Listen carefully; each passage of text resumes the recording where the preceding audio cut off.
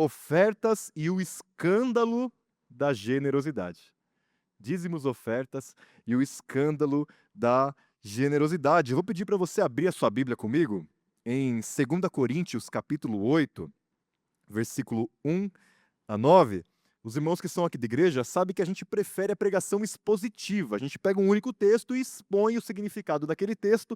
Porém, tem alguns temas que demandam que a gente percorra toda a escritura, e hoje um tema desse vai demandar que a gente leia muitos textos. Então eu peço que você preste bastante atenção naquilo que a palavra de Deus tem a nos dizer. 2 Coríntios, capítulo 8, versículo 1 a 9, diz assim a palavra de Deus. Também, irmãos, queremos que estejam informados a respeito da graça de Deus que foi concedida às igrejas da Macedônia, porque, no meio de muita prova de tribulação, manifestaram abundância de alegria, e a profunda pobreza deles transbordou em grande riqueza de generosidade. Porque posso testemunhar que, na medida de suas posses e mesmo acima delas, eles contribuíram de forma voluntária, pedindo-nos com insistência a graça de participarem dessa assistência aos santos. E não somente fizeram como nós esperávamos, mas, pela vontade de Deus, deram a si mesmos, primeiro ao Senhor, depois a nós. Isto nos levou a recomendar a Tito que, assim como havia começado, também completasse esta grande graça entre vocês. Mas, como em tudo, Igreja Livres, vocês manifestam abundância na fé, na palavra, no saber, em toda dedicação e em nosso amor por vocês, esperamos que também, nesta graça, vocês manifestem abundância. Não digo isto na forma de mandamento, mas para provar se o amor de vocês é sincero, comparando-o com a dedicação de outros. Pois vocês conhecem a graça do nosso Senhor Jesus Cristo, que, sendo rico, se fez pobre por amor de vocês, para que, por meio da pobreza dele, vocês se tornassem ricos. Vamos orar nesse momento, meus irmãos? Peço que você curva a sua cabeça e peço que você não ore apenas por você, para que Deus fale ao seu coração, mas peço que você ore também por mim, para que eu possa expor a palavra de Deus com fidelidade nessa noite. Vamos orar? Senhor nosso Deus, nós nos colocamos diante de Ti, Senhor. Diante, Senhor, do escândalo da Tua generosidade. Diante, Senhor Deus, da grande revelação, da entrega do Senhor, o nosso grande padrão de generosidade, de oferta, de entrega, de doação, Cristo Jesus. Jesus que não economizou nenhuma gota do seu sangue por nós. Jesus que, sendo rico, se fez pobre para que nós fôssemos herdeiros de todas as bênçãos espirituais nas regiões celestiais. Senhor, esse tema, Senhor, é um tema, infelizmente, muito polêmico, porque muitos abusos foram cometidos fazendo da palavra de Deus mentirosa para enganar pessoas. Mas esse tema, Senhor Deus, é um tema tão importante porque expressa a realidade de um coração que de fato vive a ressurreição de Cristo. Senhor, nessa noite fala a tua igreja, Senhor. Fala ao nosso coração, nos gerando maturidade, e que a nossa liberdade no Senhor gere compromisso e gere abundância de generosidade, no nome bendito de Jesus. Amém, amém e amém. Meus irmãos, há uns 3 anos atrás, o pastor Juliano falou sobre esse tema numa mensagem, numa pregação que praticamente esgota o tema. Mas eu acho que agora, nós com 4 anos de igreja, com mais de 400 membros, a gente pode retomar um pouco do tema e ir um pouco além em algumas aplicações, entendendo que a nossa membresia hoje é uma membresia mais madura e também uma membresia que está crescendo para se tornar mais parecida com Jesus. Por isso eu quero retomar alguns assuntos que nós falamos há alguns anos atrás e também ir um pouco além aqui nas aplicações. E esse texto, meus irmãos, que nós lemos, 2 Coríntios capítulo 8, ele tem um contexto muito interessante, porque na época de Paulo, quando ele escreveu essas palavras, Havia uma grande fome em Jerusalém. A igreja de Jerusalém estava passando necessidade. E Paulo, então, ele começa a colher uma oferta entre as igrejas que foram plantadas entre os gregos, entre os macedônios, entre os romanos. Ele vai nas igrejas dos gentios, dos estrangeiros, e começa a colher uma oferta. E aqui aos coríntios, Paulo vai usar o exemplo das igrejas da Macedônia. Uma delas, os filipenses, né? Você vai lembrar lá da carta aos filipenses. Porque os irmãos da Macedônia, eles transbordaram em gratidão para dar uma oferta aos irmãos da igreja em Jerusalém. E aqui, meus irmãos, vem o escândalo da generosidade cristã. Porque imagine uma igreja, um povo que não tinha a mesma língua, um povo que não tinha a mesma etnia, um povo que não tinha nenhum vínculo familiar humano, um povo que estava dividido pelo mar Mediterrâneo. Eles insistiram com Paulo para dar uma oferta. Eles não apenas deram uma oferta, mas essa oferta foi fruto da graça de Deus entre eles. Essa oferta foi acima das possibilidades que eles tinham, e mesmo em pobreza, eles surpreenderam os missionários, Paulo e sua equipe, com uma oferta de extrema generosidade para atender gente que eles nem conheciam do outro lado do mar Mediterrâneo. Só Jesus faz isso. Essa generosidade da igreja cristã, ela não se encontra em lugar nenhum.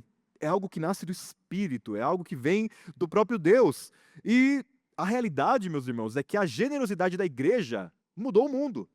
A generosidade da igreja primitiva transformou a história, a ponto dos inimigos da igreja reconhecerem isso. Teve um imperador, o imperador do século IV, chamado Juliano, e graças a Deus, depois desse Juliano aqui, todo Juliano é crente, graças a Deus, né? Mas esse Juliano não era crente. Ele era chamado, na verdade, de um apóstata, o imperador Juliano. E ele, que era inimigo da igreja, ele escreveu o seguinte, falando para o seu próprio povo. Ele disse o seguinte: é vergonhoso que os ímpios galileus, os cristãos, sustentem não apenas os seus próprios pobres, mas também os nossos, enquanto todos veem que o povo carece da nossa ajuda. Sabe o que acontecia? Os cristãos, a igreja, não apenas cuidava dos pobres entre ela, mas cuidava dos pobres dos inimigos da igreja. A igreja não apenas acolhia os órfãos entre ela, mas acolhia os órfãos entre aqueles que odiavam a igreja. A igreja não apenas cuidava dos idosos e dos deficientes da igreja, mas cuidava dos idosos e deficientes das pessoas que perseguiam a igreja. Essa generosidade transformou a história. E se nós estamos aqui hoje vivendo em uma sociedade tão diferente, é porque o Espírito de Deus promoveu um escândalo de generosidade no meio da igreja cristã. E todos nós vamos concordar, eu creio que ninguém aqui vai discordar disso, que o cristão é chamado para ser generoso, não é verdade? Ninguém vai dizer que o cristão tem que ser egoísta, avarento e mesquinho. Todos nós sabemos e concordamos que o cristão deve ser generoso. A grande polêmica, o grande ponto, não é se nós devemos ser generosos ou não, mas quando, quanto e para quem nós devemos ser generosos. E no centro dessa polêmica toda que acontece hoje na nossa igreja brasileira, infelizmente, na verdade em todo o mundo, por conta do abuso de muitas igrejas naquilo que tange as finanças, no que tange a mordomia do recurso da igreja, nós temos um assunto que está no centro de toda essa polêmica do dinheiro na igreja. E o assunto é o dízimo. O dízimo é o grande assunto, a grande polêmica que envolve o dar financeiramente para a igreja ou não dar. A grande pergunta é: devemos ou não dar 10% da nossa renda para a igreja? E há ou não uma bênção ou uma maldição atrelada a esse número de 10% da nossa renda? E eu acredito que a gente vai ficar surpreso com as constatações aqui, examinando a Escritura a respeito disso, e vamos descobrir que a generosidade que Deus tem para a igreja, ela ultrapassa muito do que a gente imagina. Nosso objetivo hoje é responder essa pergunta de como dar, quanto dar, por que dar, a partir de outras duas perguntas. A primeira é: o que a Bíblia fala sobre dízimos e a generosidade financeira? E a segunda é: o que Deus espera de você? Questões práticas. O que de fato Deus espera de nós à luz da Escritura, daquilo que a Bíblia fala sobre dízimos, ofertas e sobre a generosidade. Para isso, então, vamos olhar o que o Antigo Testamento fala a esse respeito. O Antigo Testamento tem algo a dizer sobre dízimos e ofertas. A primeira vez que dízimo aparece na Escritura é nos patriarcas, em Gênesis. A primeira pessoa a dar o dízimo na Bíblia é Abraão. Abraão, você vai lembrar da história, ele vai para a guerra quando 5 reis conquistam ali a terra onde Ló, seu sobrinho, morava, e levam ele cativo. Abraão então vai à guerra contra esses 5 reis, vence os 5 reis, e no retorno dessa guerra, Abraão se encontra com um rei chamado Melquisedeque, um rei de paz que reinava sobre a cidade Salém, cidade de paz, é o nome aí lá no hebraico. Esse rei, que quando ele encontra Melquisedeque, aliás, esse Abraão, quando encontra esse rei Melquisedeque, Abraão ele faz um gesto de honra para esse rei. Ele separa 10% de tudo aquilo que ele conquistou na batalha e ele entrega como oferta a esse rei como uma forma de honra. Mas também Abraão encontra com outro rei nessa história, que é o rei de Sodoma. E para o rei de Sodoma, Abraão dá 90% daquilo que ele tinha conquistado na batalha. Para Melquisedeque, ele dá o dízimo como forma de honra. Para o rei de Sodoma, ele dá o resto dos espólios para que ninguém falasse que foi o rei de Sodoma que enriqueceu Abraão. Ele fala: olha, eu quero que ninguém diga que foi um fio de cabelo ou uma agulha que você me deu que me enriqueceu, porque o rei de Sodoma era um homem muito ímpio. Então essa é a primeira vez que a gente tem aqui uma consideração sobre o dízimo na Bíblia. A segunda é ainda no livro de Gênesis, quando Jacó tem um encontro com Deus, lá em Betel, e ele vê, você vai lembrar daquela história dos anjos descendo e subindo naquela escada celestial, e ali Jacó faz um ato de incredulidade. Ele fala para Deus: se o Senhor me abençoar, se o Senhor me guardar até a terra dos meus parentes, se o Senhor me fizer prosperar, então eu vou dar o dízimo de tudo aquilo que eu ganhar. Jacó faz ali uma aliança de dízimo com Deus, mas é um pouco mais baseada na incredulidade de Jacó do que, na verdade, em um mandamento de Deus. E os patriarcas e Gênesis não falam mais nada a respeito do dízimo. O dízimo vai voltar apenas na lei de Moisés. E aqui vem a primeira curiosidade que nós devemos ter em mente quando nós falamos a respeito de dízimos. Porque não existe dízimo na Bíblia. Não existe. Não existe na lei de Moisés dízimo. Existem dízimos, no plural, mais de um. Nunca foi sobre 10%, não era sobre 10% na lei de Moisés. Haviam basicamente 4 dízimos na lei de Moisés, que era ali colocada sobre o povo. O primeiro deles, o primeiro dízimo que era entregue, era um dízimo anual para o sustento dos levitas que não tinham terra como herança. Os levitas eram uma tribo de Israel separada para o serviço do Senhor, para servirem a Deus. Por isso eles não tinham terra, propriedade. As outras tribos de Israel sustentavam os levitas para que eles pudessem ser totalmente dedicados a Deus, e o dízimo anual era dado para que os levitas pudessem se alimentar, viver e servir ao Senhor a partir desse mantimento. Aí havia um segundo dízimo, que é o dízimo também anual para as festas sagradas, para a festa de Lua Nova, a festa dos tabernáculos, a Páscoa. Aqui esse dízimo ele tinha o propósito de que todo Israel, todo o povo, pudesse compartilhar da mesa diante de Deus nessas festas. Também era um dízimo anual sobre alimento. O terceiro dízimo na Escritura é o dízimo que era dado a cada 3 anos. Agora esse já não era mais anual, esse era trianual. Era um dízimo destinado aos pobres, porque na lei de Deus, se ela fosse cumprida, jamais haveria alguém passando fome em Israel.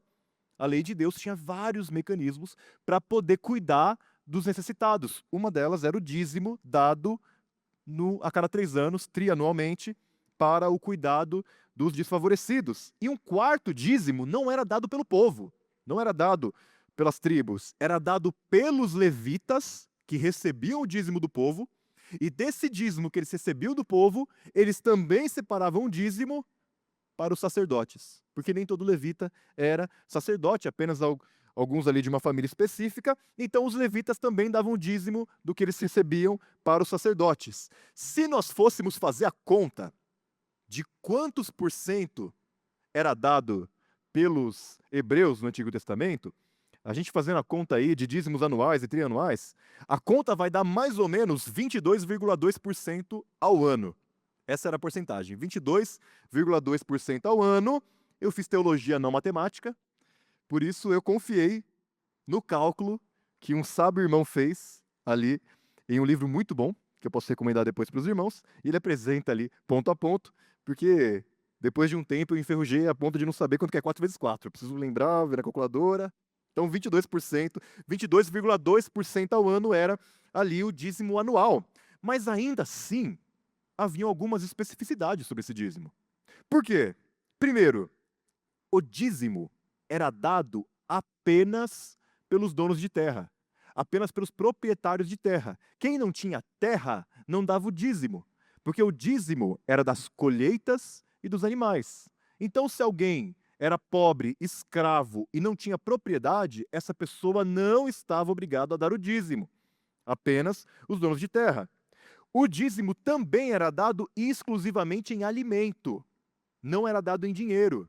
Ah, Léo, porque não havia dinheiro na época. Claro que havia dinheiro na época. Há dinheiro há muito mais tempo do que a gente imagina. Tinha dinheiro na época, mas o dízimo tem a ver com mantimento, tem a ver com sustento. Por isso o dízimo era apenas alimento. E em terceiro lugar, o dízimo não era dado pelos pobres, mas para os pobres. As pessoas em necessidade não davam dízimo. Elas recebiam o dízimo para serem sustentadas, para que ninguém tivesse miséria dentro do povo de Israel.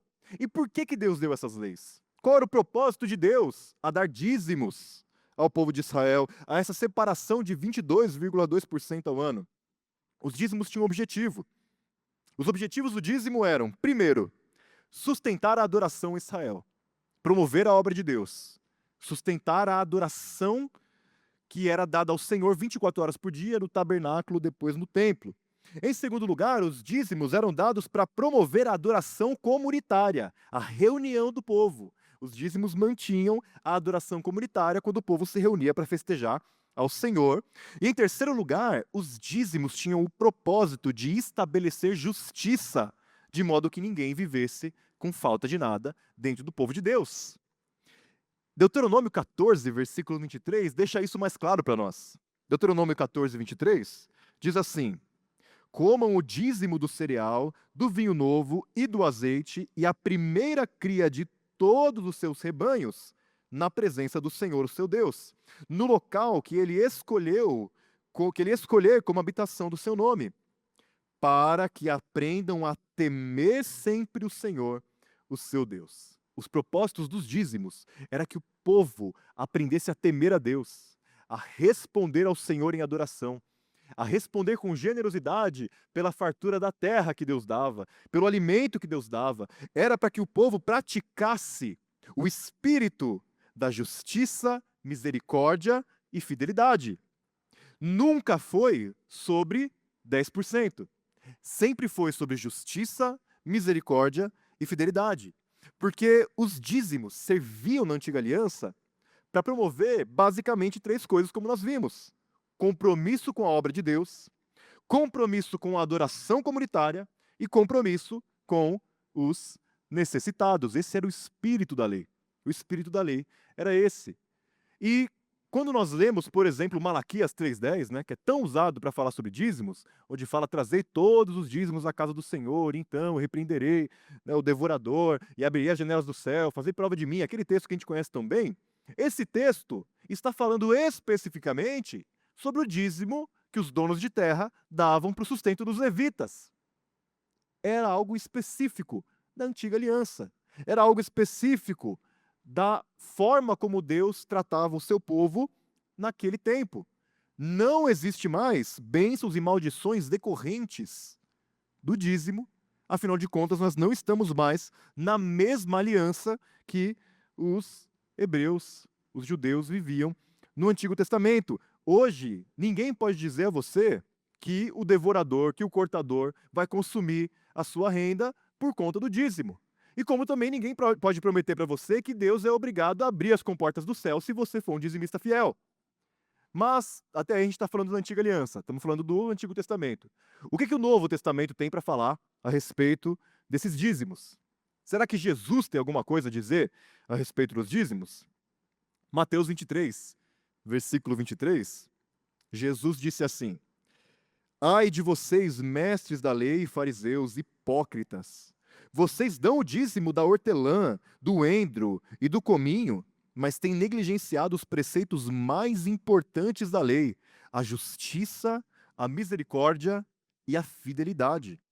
Vocês devem praticar estas coisas sem omitir aquelas. Aqui Jesus, ele está criticando duramente os fariseus, porque na época de Jesus havia uma grande discussão se hortelã era fruto da terra ou não. Se o cominho tinha que ser separado como dízimo ou não. Se os temperos da casa tinham que ser separados ou não. É como se você tivesse um vasinho lá de cheiro verde na sua casa e você cortasse 10% do cheiro verde, enquanto as pessoas estavam passando necessidade debaixo do nariz dos fariseus. Enquanto eles oprimiam o povo. Enquanto eles extorquiam as viúvas e os necessitados. Eles estavam preocupados se o tempero era dízimo ou não, enquanto as pessoas passavam necessidade. Eles ignoravam o espírito dos dízimos, justiça, fidelidade e misericórdia, enquanto se preocupavam com as minúcias. E Jesus critica duramente aqui os fariseus por isso. E alguns vão dizer, olha, quando Jesus disse, façam essas coisas sem abrir mão daquelas, ele está então validando o dízimo para os dias de hoje. Não é bem assim. Jesus está lidando com os fariseus, que eram judeus, que estavam debaixo da lei de Moisés. Nós não estamos mais debaixo da lei de Moisés. Nós não seguimos mais os mesmos ritos, as mesmas leis do Antigo Testamento. Jesus está criticando eles debaixo da própria lei dos judeus. Ele não está validando o dízimo para os dias de hoje. Mas não é apenas isso que Jesus faz. Jesus também fala outra vez sobre os dízimos nos evangelhos. Quando ele vai contar a parábola, mais uma vez, do fariseu e do publicano. O fariseu e o publicano sobem no templo e o fariseu olha para o publicano e começa a dizer a Deus, Senhor, obrigado, porque eu não sou igual esse publicano. Eu dou meu dízimo. Eu também jejuo 3 vezes por semana. Obrigado porque eu não sou como esse pecador. Enquanto o publicano bate no peito e diz, misericórdia de mim, Senhor, porque eu sou pecador. Jesus então diz, quem saiu justificado diante de Deus? O fariseu ou o publicano? O publicano. Porque o fariseu estava tão apegado àquilo que ele poderia fazer, as minúcias da lei, e ele ignorava tanto o espírito da lei, que aquele publicano de coração quebrantado estava muito mais perto do reino do que o fariseu dizimista fiel. Mas esse não é o único lugar no Novo Testamento que fala sobre dízimos. Jesus não fala mais a respeito de dízimos em todos os evangelhos, e o assunto vai voltar apenas em Hebreus. Hebreus capítulo 7, versículo 1 a 10. Vou resumir aqui para você o texto, mas você pode abrir se você desejar. Em Hebreus capítulo 7, mais uma vez, o Novo Testamento vai falar a respeito dos dízimos. É quando o autor de Hebreus está falando sobre a superioridade do sacerdócio de Jesus sobre o sacerdócio dos levitas, o sacerdócio do Antigo Testamento. E ele lembra aquela história de Abraão, quando Abraão deu lá o dízimo para Melquisedeque. Aqui, para o autor de Hebreus, Melquisedeque, aquele Melquisedeque lá do Antigo Testamento, foi uma figura, um símbolo do sacerdócio de Jesus. E quando Abraão dá o dízimo honrando ali Melquisedeque, é como se toda a tribo de Levi, que eram sacerdotes lá da Antiga Aliança, estivessem honrando aquele sacerdócio diferente, um sacerdócio de Melquisedeque que simboliza Jesus. Mais uma vez, aqui nós não temos uma atestação do dízimo para a igreja, mas uma demonstração teológica de como o sacerdócio de Jesus é superior a todo o Antigo Testamento, a todo o sacerdócio do Antigo Testamento. Não dá para usar esse texto também para dizer que os dízimos são para hoje. Além dessa ocasião, meus irmãos, não tem mais nada sobre dízimos no Novo Testamento. Nem Pedro, nem Paulo, nem João, nem Judas, nem Tiago, nem nenhum dos autores do Novo Testamento falou a respeito dos dízimos. Há um silêncio completo aqui a respeito dos dízimos. E a pergunta é: então, diante dessas coisas, aquilo que foi dito no Antigo Testamento continua valendo para os dias de hoje? Nós continuamos considerando os dízimos como a métrica do povo de Deus? Será que a gente tem que dar 22,2% ao mês? Será que nós devemos dar 10% da nossa renda ou não? Efésios capítulo 2, versículo 14 e 15 vai dizer: pois ele é a nossa paz, Jesus, o qual de ambos, judeus e gentios, judeus e estrangeiros, fez um, e destruiu a barreira, o muro de inimizade, anulando em seu corpo a lei dos mandamentos expressa em ordenanças. Jesus cumpriu as leis do Antigo Testamento. É por isso que eu e você não guardamos mais o sábado. É por isso que eu e você não temos mais uma dieta específica de animais puros e impuros. É por isso que eu e você não temos mais ritos de purificação daquilo que é impuro e daquilo que é puro. Porque tudo isso foi cumprido na figura de Jesus. E lá também foram os dízimos. Os dízimos são algo da antiga aliança, algo passado, algo para aquela época que não tem mais sentido em Jesus. Como também não tem mais sentido ninguém amaldiçoar você a respeito dos dízimos, pois não há mais condenação para aqueles que estão em Cristo Jesus. Romanos capítulo 8, versículo 1. Não há mais maldição a respeito de dízimos e ofertas. Você pode ficar tranquilo a respeito do gafanhoto devorador, do cortador ou de qualquer um deles, porque não é sobre isso que nós vivemos na Nova Aliança. O povo vivia sobre um regime de obediência que levava a bênção e desobediência que levava a maldição. Nós já fomos abençoados com todas as bênçãos espirituais nas regiões celestiais em Cristo Jesus. Mas calma aí. Calma. Léo, então quer dizer que eu não tenho mais nenhum compromisso financeiro com o povo de Deus?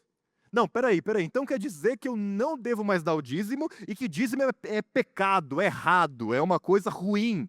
Calma, respira fundo. Vamos ver o que mais o texto bíblico tem para nos dizer, porque, meus irmãos, é algo que eu sempre digo aos adolescentes da igreja. A liberdade, ela demanda maturidade. A liberdade vai demandar de nós maturidade. E maturidade tem a ver com compromisso, com responsabilidade. Eu tenho certeza que você que é adulto não precisa mais que a sua mãe te obrigue a escovar os dentes. Certo? Sua mãe tem que ficar no seu pé para você escovar os dentes? Eu espero que não. Eu tenho certeza que você que é adulto não precisa mais que ninguém fique no seu pé para você tomar banho. Afinal de contas, você é um adulto. Você sabe o que você precisa fazer e o que você não precisa. A maturidade, ela é um pré-requisito da liberdade. Nós temos um compromisso.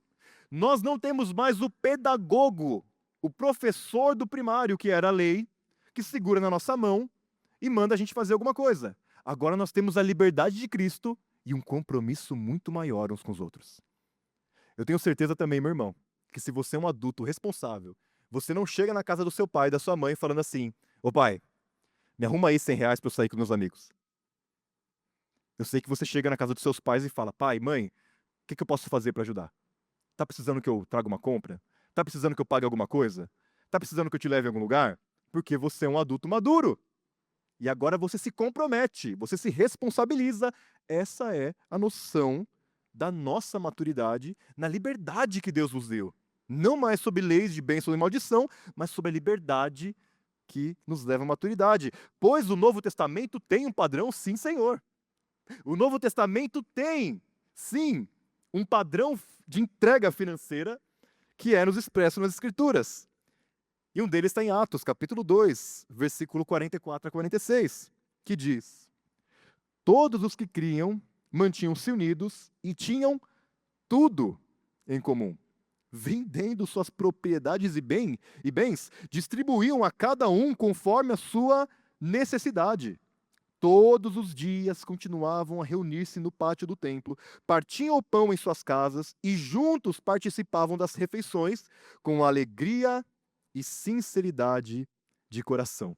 Para a igreja primitiva, para a igreja nascendo, para essa igreja cheia do Espírito Santo, a porcentagem era 100%. Eles deram tudo. Eles viam as necessidades entre eles e eles vendiam os terrenos para poder suprir os irmãos. Eles compartilhavam pão, e aqui não é somente o pão da ceia, aqui é a refeição, é a própria casa, é a própria vida como oferta uns aos outros. Eles não estavam se atendo a 10%, eles estavam entregando todo aquilo que eles tinham ao Senhor, toda a vida deles dedicadas ao Senhor e uns aos outros. As ofertas eram baseadas em amor. O amor regia as ofertas, porque a grande motivação da doação, a grande motivação é o amor. É porque nós amamos uns aos outros que nós não suportamos ver as necessidades uns dos outros e não fazer nada. Porque quem ama faz algo a respeito. Quem ama investe. Quem ama, quando é necessário, vendo a necessidade da igreja, uns dos outros, põe a mão no bolso, porque o amor demanda ação. E o povo amava a Deus e também amava uns aos outros, porque eles tinham um padrão. E o padrão de oferta financeira da igreja nascente no Novo Testamento era essa, 2 Coríntios capítulo 8, versículo 9, pois vocês conhecem a graça do nosso Senhor Jesus Cristo, que sendo rico, se fez pobre por amor de vocês, para que por meio da sua pobreza, vocês se tornassem ricos. O padrão, meus irmãos, do Novo Testamento é a entrega de Jesus. O nosso padrão de generosidade é Cristo. E Cristo se entregou por completo. Cristo deu tudo de si. Cristo não economizou uma única gota de sangue. Cristo se entregou totalmente, em toda a sua vida, mas principalmente na cruz do Calvário, para que nós, miseráveis pecadores diante de Deus, fôssemos feitos ricos para com Deus. Esse é o padrão da igreja. O padrão da igreja é Jesus. E é baseando em Jesus que nós somos generosos uns com os outros. Mas a pergunta permanece: para quem eu oferto?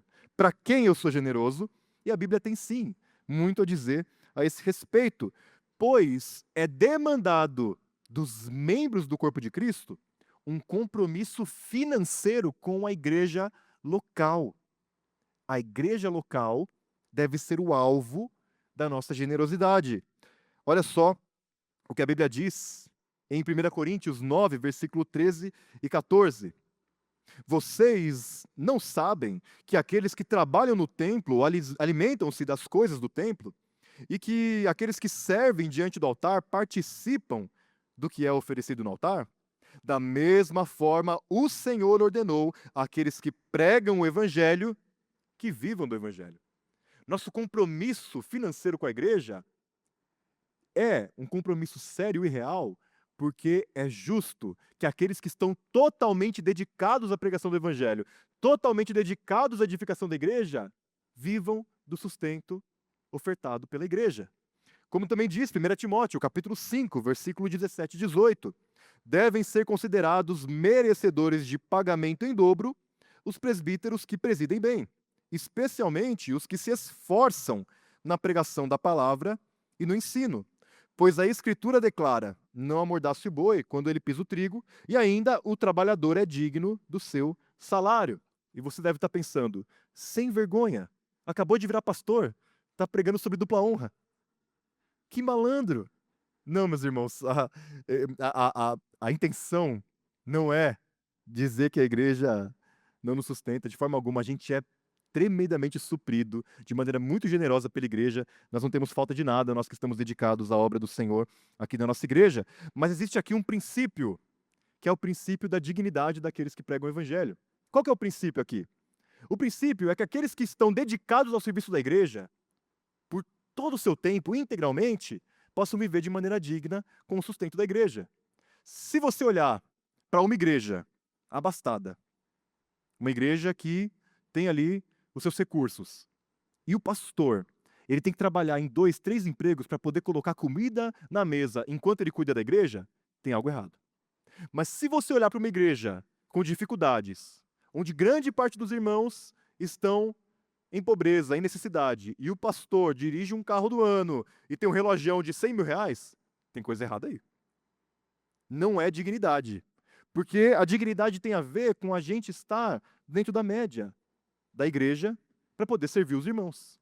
Eu, meus irmãos, conheço, lá no Piauí, onde nós somos missionários, para nossa humilhação, eu conheço pastores que eles são pastores de igreja, trabalham na roça, têm comércio e tiram do próprio bolso para investir na plantação de outras igrejas. Quando nós estivermos no céu, meus irmãos, a gente vai estar na fila para abraçar Jesus. A gente vai olhar lá na frente e vai falar: cadê aquele influencer? Cadê aquele grande pregador? Cadê aquele cara que eu via no YouTube? E ele vai estar lá atrás da fila. E lá do ladinho de Jesus vai estar esse pastor que investe na obra de Deus, que sustenta a obra de Deus sem ninguém saber. A gente sabe porque outros contaram, não porque ele contou. Investe na obra de Deus. A grande maioria dos pastores, meus irmãos, a grande maioria dos pastores não está milionária. A grande maioria dos pastores não está andando de jatinho, não tem um Rolex, não anda de Mercedes. A grande maioria dos pastores se esforça muito para servir a igreja e sustentar a própria casa. Tem aí os seus 5% de pastores que são, na verdade, ladrões do povo de Deus. Mas a grande maioria, a esmagadora maioria, é gente que está fazendo de tudo para servir o povo de Deus com fidelidade. Glória a Deus pela nossa igreja, que sustenta muito bem nosso corpo pastoral. Glória a Deus por isso. Mas, veja, a Bíblia diz que existe um compromisso da igreja com aqueles que servem a igreja. Como também há um compromisso da igreja, dos membros, com os necessitados que são amparados pela própria igreja. Olha só, 2 Coríntios capítulo 8, versículo 14. Neste momento, a abundância que vocês têm supre a necessidade deles, para que a abundância deles venha suprir a necessidade que vocês vierem a ter. Assim haverá igualdade. Na igreja primitiva, os irmãos ofertavam e os líderes da igreja administravam esse recurso para poder suprir a necessidade dos irmãos. Meus irmãos, ontem nós tivemos aqui o Membresia Day. É nosso dia de prestação de contas financeira. E a gente presta conta de cada centavo. Se você estava aqui, você viu a nossa prestação de contas. Porque, da mesma forma que a membresia tem um compromisso com o recurso da igreja, a igreja tem um compromisso com o recurso da membresia. E nós devemos administrar bem aquilo que o Senhor confia à igreja. Como a Dani Som nos falou ontem, nossa irmã Dani, a igreja não tem dono. E o dinheiro da igreja também não. O dinheiro da igreja é da própria igreja. E a liderança é comprometida com administrar bem, para que não haja falta na igreja, para suprir as necessidades, para que os irmãos com necessidade também sejam cuidados. Portanto, há também o princípio de que nós, como corpo, ofertemos para que ninguém tenha falta de nada no nosso meio. É claro que o suporte da igreja aos necessitados não é bagunça, tem vários mandamentos a respeito disso no Novo Testamento, mas isso é um outro assunto. Como também há algo além. Nós também temos o compromisso como membresia de suportar os nossos irmãos. 1 João capítulo 3, versículo 17. Se alguém tiver recursos materiais e vir o seu irmão em necessidade e não se compadecer dele, como pode permanecer nele o amor de Deus? Filhinhos, não amemos de palavra, nem da boca para fora, mas em ação e em verdade. De que forma que eu e você veremos nosso irmão passando necessidade e não vamos fazer nada? Mais uma vez, isso não é justiça. Porque, veja bem, o princípio das ofertas no Novo Testamento é o mesmo do Antigo Testamento. Quais são eles? Compromisso com a obra de Deus, compromisso com as reuniões da igreja, compromisso com os necessitados. É o mesmo Espírito, o mesmo Deus. A mesma justiça, misericórdia e a mesma fidelidade. É justo, meus irmãos, que a igreja tenha um lugar para se reunir. É justo, meus irmãos, que a gente consiga atender melhor os neuroatípicos. É justo, meus irmãos, que os pastores consigam viver de maneira digna, sem se preocupar como colocar o pão na mesa por conta da fidelidade à obra de Deus. É justo que não tenha ninguém passando fome no nosso meio. Justiça. É justo também que nós sejamos fiéis, recorrentes com a obra de Deus, como também é justo que o nosso meio seja um meio de misericórdia. Como, então, nós devemos ofertar, segundo o Novo Testamento, de maneira recorrente, proporcional e honrosa? Isso toca diretamente a segunda e última parte do nosso sermão. Porque a outra pergunta a responder, nós entendemos já. o que a Bíblia diz sobre dízimos e ofertas. Entendemos que os dízimos são algo da antiga aliança. Entendemos que não há mais maldição ou bênção sobre os dízimos, mas entendemos também que o padrão do Novo Testamento é generosidade escandalosa, abundante, uma generosidade comprometida, madura, fiel. Compreendemos tudo isso. Mas agora a pergunta é: o que Deus espera de você? O que Deus espera de mim e de você como membros de uma igreja local? Primeiro ponto, gente, é que apesar do dízimo ser uma lei obsoleta, ele é uma boa prática. É uma prática positiva. Não é pecado dar o dízimo. O dízimo é uma prática positiva, porque o dízimo infere recorrência, o dízimo infere proporcionalidade e o dízimo infere também a honra. Nós estamos recorrentemente ofertando. O dízimo é uma boa prática, é algo bom, não é algo condenável. Olha só uma pesquisa que a Christianity Today fez em 2012. Ela diz que nos Estados Unidos, 54% dos dizimistas davam entre 11% e 15% da sua renda. E outros 14% entre 16% e 20%, independentemente da classe social. O estudo conclui de que quem é dizimista constrói o hábito de dar, e por isso, ao longo do tempo, aumenta sua disposição em dar mais. Semelhantemente, em 2004, na Escócia, foi relatado que, ainda que o dízimo não fosse o padrão bíblico adequado de doação, como uma lei, uma regra, as doações mais generosas vêm daqueles que escolhem dar o dízimo e das congregações que inserem o dízimo como parte de seus ensinos sobre a doação cristã. O dízimo é algo positivo. Eu, particularmente, adoto o dízimo. Eu tenho o compromisso com o dízimo, mas nós não ficamos apenas no dízimo. Às vezes a gente dá mais, mas haja que houver, a gente está ali com um compromisso de 10%. Isso é algo bom. Quando é feito com maturidade, quando é feito com entendimento, quando é feito sabendo que isso não envolve bênção ou maldição, ou me desculpa diante de Deus para que eu use os outros 90% da forma que eu quiser. É um padrão, é uma métrica, é um ponto de partida. Olha só, os dizimistas aqui na pesquisa, eles não davam só 10%. Eles davam até mesmo 20% das rendas, porque eles tinham recorrência na doação. Então o dízimo ele pode ser uma expressão de compromisso, generosidade e investimento na obra de Deus. Porém, entretanto, todavia, não se atenha a 10%. Se você é abastado, se você tem recurso, se Deus te abençoou de maneira generosa, não dê só 10%. Não dê só 10%. Porque 10% pode ser proporcional, mas é desproporcional entre rico e o pobre. A pessoa que ganha 100 mil e dá 10 mil, tem 90 mil para gastar. A pessoa que ganha 1.000 e dá 100, tem 900. A conta é diferente. Se você é abastado, dê mais. Oferte mais. Seja generoso. Não se atenha ao número dos 10%. Faça além, porque também é um mandamento bíblico, e aqui não é o Léo falando, é a palavra de Deus, que as pessoas do nosso meio que são ricas, que têm mais condição, devem ser comprometidas com os necessitados da comunidade. O apóstolo Paulo fala sobre isso em 1 Timóteo. É uma obrigação daqueles que são mais abastados. A riqueza se apresenta como uma dádiva de Deus para aqueles que podem ofertar mais abundantemente. Agora, se você está passando necessidade, se você está com uma conta de luz que vai vencer na sua casa, se você não tem como pôr pão na sua mesa, se você tem necessidades urgentes na sua casa, não se sinta amaldiçoado pelo fato de você não dar o dízimo. Não existe uma lei quanto a isso. Você não é maldito diante de Deus. Você não está descompromissado com o Senhor. Oferte o quanto você puder. E se você está em necessidade, procure a igreja. Procure os pastores, procure os presbíteros, para que a gente possa entender como nós podemos atender a necessidade como igreja.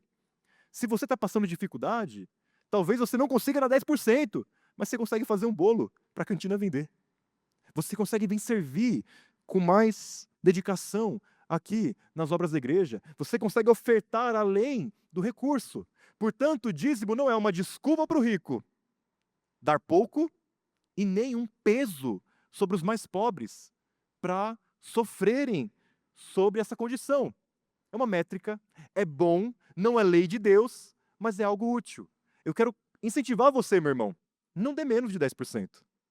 Não dê menos. Dê mais. Seja mais comprometido.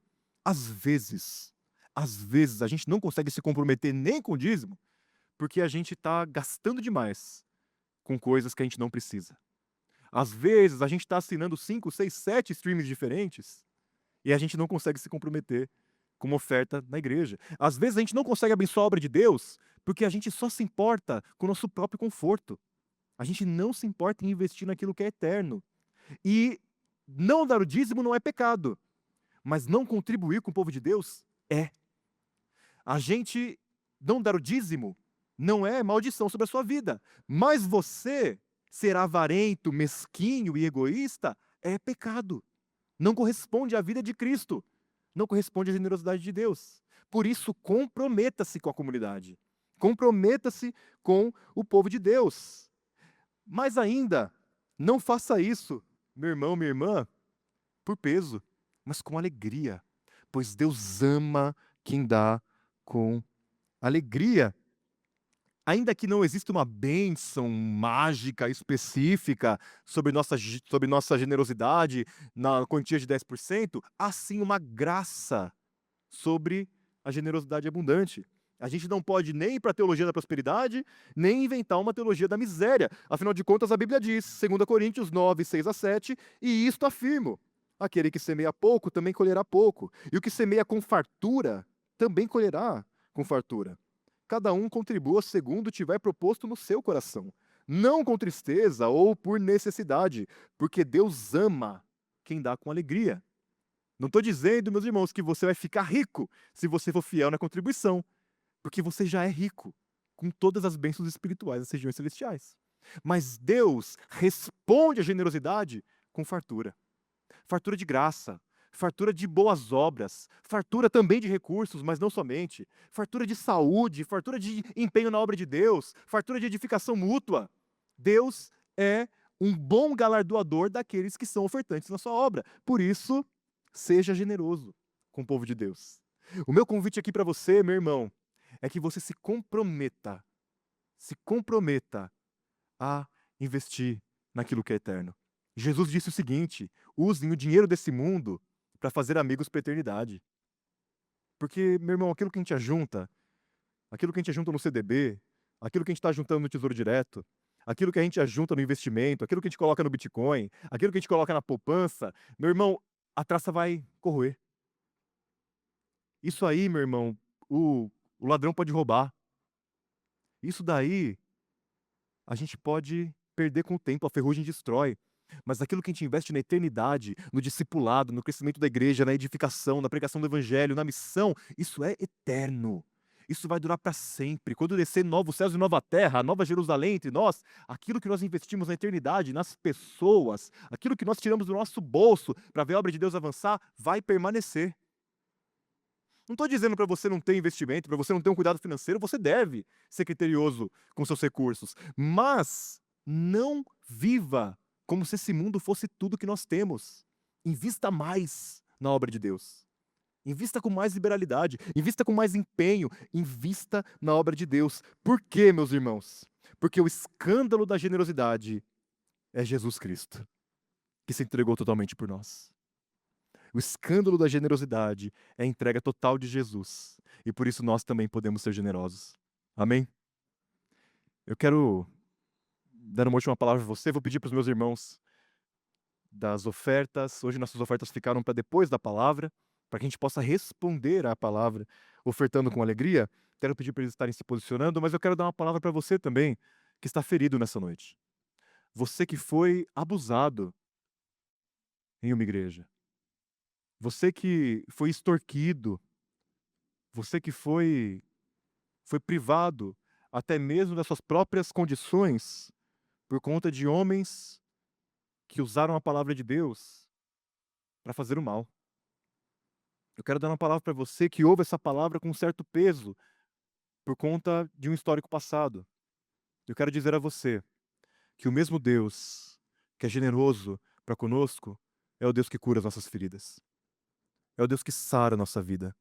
É o Deus que nos leva também para pastos verdejantes, para rebanhos pastoreados por bons pastores, para lugares onde há descanso e água fresca. Jesus tem cura para você. Jesus não se esqueceu de você. Jesus não olha para você como um recurso financeiro. Jesus não olha para você como um número a ser contabilizado no caixa da igreja. Jesus olha para você como uma ovelha a ser cuidada, tomada no colo, restaurada, para que possa ser generosa novamente, sem medo, sem temor, com fidelidade e abundância.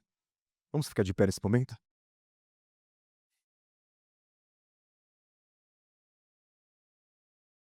Nesse momento, meus irmãos, nós iremos ofertar ao Senhor. E eu desejo que nós façamos isso com alegria. Por isso eu até pedi para os meninos da banda aqui tocarem uma música alegre nesse momento. Para a gente se alegrar nesse momento de ofertar ao Senhor com generosidade, com abundância, com verdadeira honra ao Senhor. Mas antes dos nossos irmãos passarem a salva e a gente começar a contribuir, eu quero saber quem no nosso meio está desempregado hoje. Levanta a sua mão. Alguém mais? Alguém mais? Alguém mais? Alguém mais? Eu quero saber também quem no nosso meio está profundamente endividado, passando por dificuldade. Levanta a mão. Não precisa ter vergonha. Amém. Amém. Nós vamos orar por você. Peço que você continue com sua mão levantada. Você que está do lado desse irmão, vá dar um abraço nele, ore por ele, clame pela vida dele. Nós vamos orar nesse momento e nós vamos pedir para que o Senhor venha abençoar o seu povo, para que o Senhor venha trazer graça sobre a sua vida, para que o Senhor venha trazer tudo aquilo que você precisa, não apenas para si mesmo, mas para ser generoso com o povo de Deus. Vamos orar nesse momento, meus irmãos. Depois nós iremos ofertar. Senhor nosso Deus, com toda a singeleza de coração, Senhor, diante da tua generosidade, diante, Senhor Deus, da tua fidelidade, Senhor, e diante, Senhor Deus, do teu compromisso conosco, pois o Senhor não falha, nunca falhou e jamais falhará. Senhor, nós oramos, venha suprir os nossos irmãos, Senhor. Venha, Senhor Deus, abrir portas de emprego, Senhor. Venha, Senhor Deus, trazer uma nova perspectiva. Vem trazer recursos, Senhor, de onde eles não esperam, Senhor. Vem trazer, Senhor Deus, novidades, Senhor, nesta área, Senhor Deus, transformação, Senhor, a respeito, Senhor, da necessidade, Senhor, e que eles possam ver na vida deles a abundância de Deus. E também, Senhor Deus, recebam do Senhor toda a sabedoria para administrar, Senhor Deus, aquilo que o Senhor dá com fartura.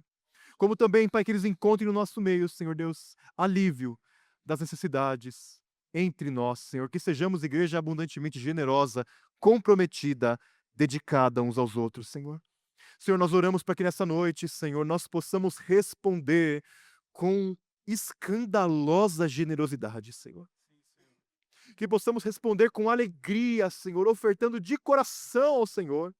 Que, Senhor, a gente não venha, Senhor Deus, responder ao Senhor com conta-gotas, com preocupações, Senhor, ou por peso ou por medo, mas que o nosso coração se encha, Senhor Deus, de uma tremenda esperança e alegria no Senhor.